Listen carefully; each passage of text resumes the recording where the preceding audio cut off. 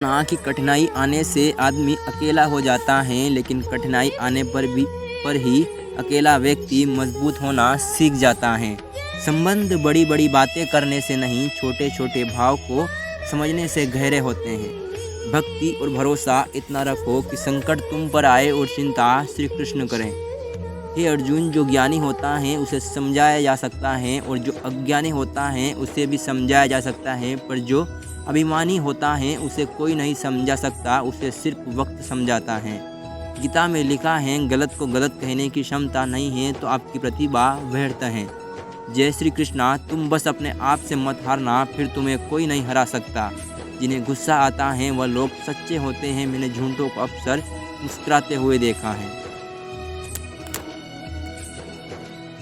जिस परिवार में प्रेम का वातावरण होता है वहाँ देवी देवता भी जन्म लेने को तरसते हैं। कौन क्या कर रहा है, कैसे कर रहा है, क्यों कर रहा है, इन सब से हम जितना दूर रहेंगे उतना ही खुश रहेंगे। जो चालाक बनकर दूसरों के दिलों और जज्बातों से खेलता है वो एक दिन खुद खिलौना बनकर रह जाता है। हे प्रभु, मेरी प्रार्थना को ऐसे स्वीकार करो कि जब जब मेरा सिर झुके मुझसे जुड़े सभी लोगों की परेशानियाँ दूर हो जाएं।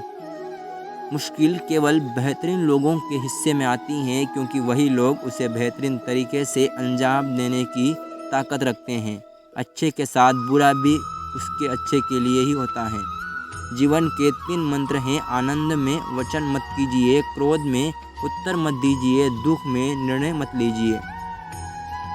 हमारी किसी को दी हुई गलत राय से किसी ने अगर गलत कर्म किया तो उसको मिलने वाली सजा का हिस्सा हमारे पास भी आएगा। विश्वास का उत्तम उदाहरण है। अर्थात अर्जुन ने 10 लाख सेना का त्याग करके श्री कृष्ण को चुना था। किसी का हाथ तभी पकड़ना जब आप हर मुसीबत में उसका साथ दे सको।